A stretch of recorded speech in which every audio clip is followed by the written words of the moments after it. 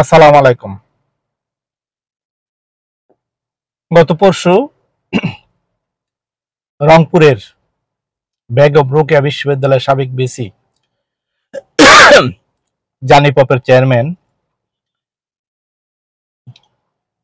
অধ্যাপক নাজমুল হাসান কলিমুল্লাহ গ্রেপ্তার হয়েছেন। এতে অনেকেই ইতিবাচক, অনেকেই নেতিবাচক মন্তব্য, মতামত প্রকাশ করেছেন। আমিও এ বিষয়ে আমার কিছু কথা বলতে চাই। নাজমুল হাসান কলিমুল্লাহ, ওনার শিক্ষার যোগ্যতা, ওনার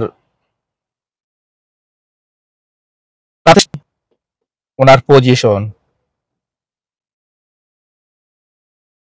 রাষ্ট্রের প্রতি কন্ট্রিবিউশনের ক্ষেত্রে ওনার প্রচেষ্টা, সবকিছু মূল্যায়ন করলে আমরা যেটা বলতে চাই, উনি একজন শিক্ষিত এবং যোগ্যতা সম্পন্ন ব্যক্তি হয়েও দুষ্কৃতিকারীদের প্রশ্রয়দাতা এবং দুষ্কৃতিকারীদের প্রত্যক্ষ অংশীদার।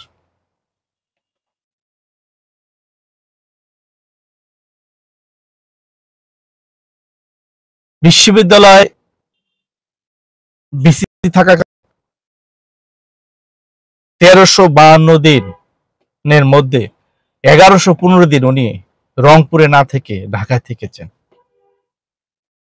আপনি কি জানেন ওনার জন্য বিশ্ববিদ্যালয়ে একটি ভিসি ভবন, ওনার নিরাপত্তা প্লাস বিশ্ববিদ্যালয় অভিভাবক হিসেবে যা যা প্রাপ্য সমস্ত সুযোগ সুবিধা বিশ্ববিদ্যালয় কর্তৃপক্ষ ব্যবস্থা করে রেখেছেন। কিন্তু উনি বিশ্ববিদ্যালয়ের প্রতি কোনো নজর না দিয়ে, বিশ্ববিদ্যালয়ে যে তার দায়িত্বশীলতা সেটা বাদ দিয়ে ওনার ব্যক্তিগত, রাজনৈতিক এবং দুর্নীতিকে ভর করে ঢাকায় অবস্থান করেছেন এবং ঢাকায় যে বাড়ি ভাড়া নিয়ে থাকতেন সেই বাড়ি ভাড়াটা পর্যন্ত উনি বিশ্ববিদ্যালয়ের ফান্ড থেকে খরচ করেছেন। এখন আপনিই বলেন উনি কি দায়িত্বশীলতার পরিচয় দিয়েছেন? বিশ্ববিদ্যালয়ে যত উন্নয়ন কাজ হয়েছে উনি নিজের মুখে কোর্টে বলেছেন, সাবেক শিক্ষামন্ত্রী দীপুমনির প্রেসার এবং অনৈতিক হস্তক্ষেপে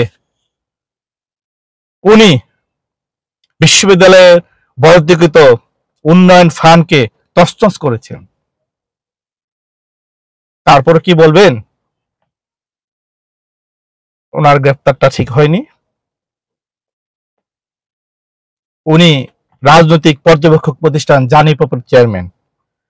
14 সালের ভোটারবিহীন নির্বাচন, 18 সালের রাতের নির্বাচন এবং 23-এর আমি বনাম ডামি নির্বাচনের পর্যবেক্ষক হিসেবে উনি নির্বাচনে বৈধতা দেওয়ার জন্য ওনার যতটুকু করার ছিল উনি সবটুকু উজাড় করে দিয়েছেন ফ্যাসিস্ট আওয়ামী সরকারের গ্রহণযোগ্যতা সৃষ্টির জন্য। তারপর কি বলবেন ওনার গ্রেফতার ঠিক হয়নি? একটা কথা মনে রাখবেন, একজন শিক্ষিত লোক যখন দুষ্কৃতিকারীদের সাথে হাত মেলায় তখন ওই দেশটার প্রাতিষ্ঠানিক ভিত্তি নষ্ট হয়ে যায়।